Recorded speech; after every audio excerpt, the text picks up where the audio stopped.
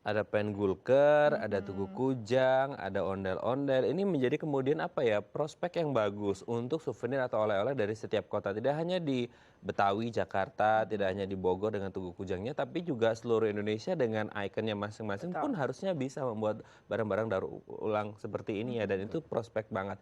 Dari ekonominya iya, dari lingkungannya juga iya. Budayanya apalagi ya. Budayanya apalagi. Oke, kalau melihat prospek yang luar biasa besar ini, kita akan coba tanyakan ke Pak Dian. Pak Dian, ini kan dunianya sudah 4.0, semuanya sudah online, digital seperti itu.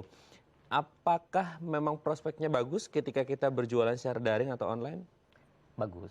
Hmm, Karena kita mengikuti perkembangan ya. betul. Saya jual di 2 web. Hmm, Yang pertama jagoansales.com, mhm. yang satu lagi aasouvenir.com. Web pribadi ya? Pribadi. Jadi kalau Jagoan Sales itu bukan hanya menjual produk, tapi di situ juga ada beberapa materi dan memberikan pelatihan. Gitu.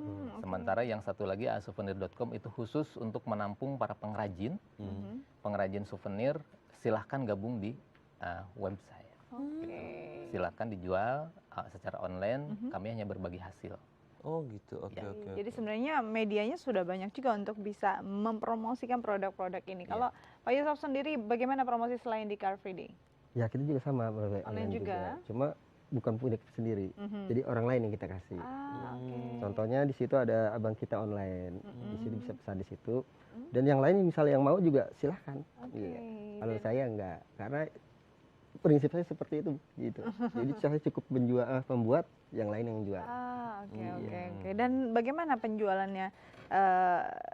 Penjualan barang-barang ini sendiri dan apakah memang akhirnya memberi dampak ekonomi yang baik juga untuk mungkin masyarakat sekitar, keluarga? Itu pasti kalau untuk keluarga dulu ya, itu pasti iya. Pasti ya. Kalau untuk sekitar mungkin dampaknya belum kelihatan, belum kelihatan. Cuma kalau untuk pribadi ya sudah kelihatan betul. Luar biasa. Luar biasa. Yang penting sebetulnya ya itu mau kerja. Mau bekerja itu yang kemudian menjadi satu poin penting. Asalkan kita mau bekerja, insya Allah pasti ada aja rezekinya ya. Kan kita ngomongin tentang mampu dan mau. Kalau mampu nggak mau ya percuma. Mau belum mampu ya bisa belajar lah ya. Kita ke Pak Dian lagi. Pak Dian, sebenarnya kalau kita melihat prospek yang bagus seperti ini, prospek para pebisnis daur ulang sampah juga seperti apa sih Pak? Apakah menaik atau meningkat atau seperti apa jumlahnya? Jumlahnya meningkat melalui UKM.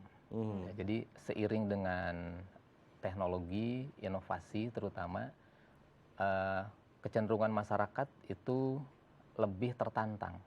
Gitu. Di Kota Bogor sendiri sekarang untuk UKM yang terbina di Dekranasda itu sudah bertambah. Mereka termotivasi dengan melihat sampah yang berserakan, kemudian mereka mencoba untuk menggelutinya. Nah, alhamdulillah dengan cara seperti itu ada penyerapan tenaga kerja, ada pendapatan secara ekonomi ya. Gitu.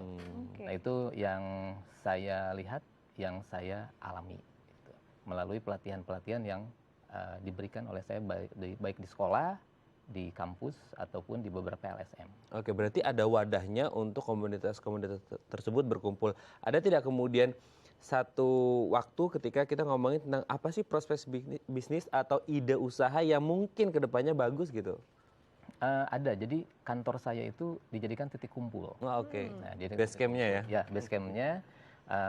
Di situ kita bisa berbagi, kita bisa saling tukar pikiran, bagaimana cara mengembangkan ke depannya, seperti itu. Walaupun tantangannya sangat besar, tidak semua, tidak serba instan ya.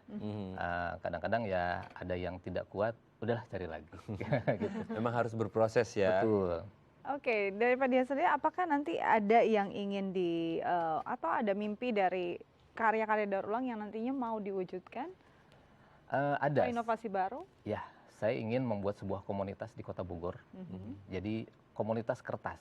Nah itu dengan harapan bisa menggerakkan sekolah-sekolah untuk sadar dan peduli sampah kertas yang ada di lingkungannya. Nah itu bisa digerakkan, misalkan contohnya membuat penggulker setiap sekolah, kemudian bisa didorong ke dinas pariwisata. Sehingga hotel-hotel yang ada di sekitar Bogor bisa mengambil dari sekolah tersebut. Nah itu kan sebuah gerakan yang bisa sekali jalan semua kena. Oke, sekali jalan semua kena ya. Oke, terakhir ke Pak Yusuf, apa harapan ke depan? Harapan ke depan ya gitu, kita ya toko ya. Itu kita kan punya ke toko.